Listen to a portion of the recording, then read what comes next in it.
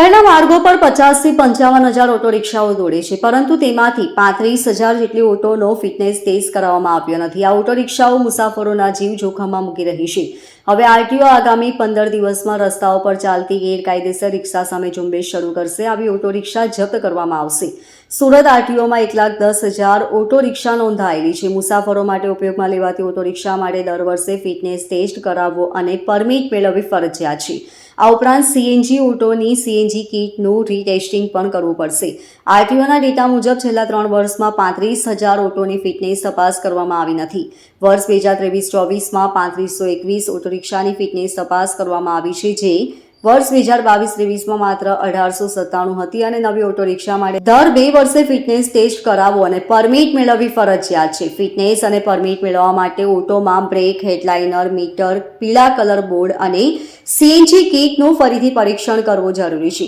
Auto રિક્ષાની fitness તપાસ RTO ઇન્સ્પેક્ટરો દ્વારા કરવામાં આવતી હતી, પરંતુ હવે ખાનગી ફિટનેસ સેન્ટરોને મંજૂરી મળ્યા બાદ તમામ પ્રકારના વાહનોની ફિટનેસ ચેક માત્ર ખાનગી સેન્ટરોમાં જ કરાવવાની રહેશે.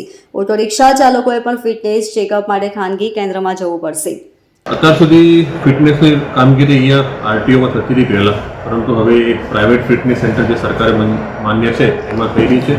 જે ફિટનેસ વગેરે રિક્ષાઓ અહીંયા ફરી રહી હશે એની સામે સઘન કાર્યવાહી અમારી કક્ષાએથી ચાલુ છે અને એમાં ડિટેન કરવાની પણ કાર્યવાહી ચાલુ છે. 5 વર્ષના આંકડામાં તમને બતાવું તો એમાં લગભગ 19,903 જેવી રિક્ષાઓના ફિટનેસ એક્સપાયર થયેલા હતા અને એમાંથી 12,000 જેવી રિક્ષાઓના ફિટનેસ થયેલા હતા.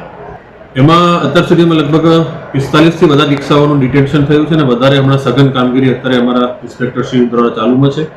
વધુમાં એ રિક્ષાની જ્યારે ચકાસણી કરવામાં છે ત્યારે એમાં કંઈ ડોક્યુમેન્ટ પૂરતા હોય અથવા ફિટનેસ એક્સપાયર થયું હોય, ઇન્સ્યોરન્સ એક્સપાયર થયું વગેરે કોઈ કેસોમાં એમને જે તે નિયમનો ભંગ બદલ મેમો પણ આપવામાં આવે છે અને વધારે ગંભીર પ્રકારના ગુનામાં એમની રિક્ષાઓનું ડિટેન્શન કરવાનું કાર્યવાહી ચાલુ હશે.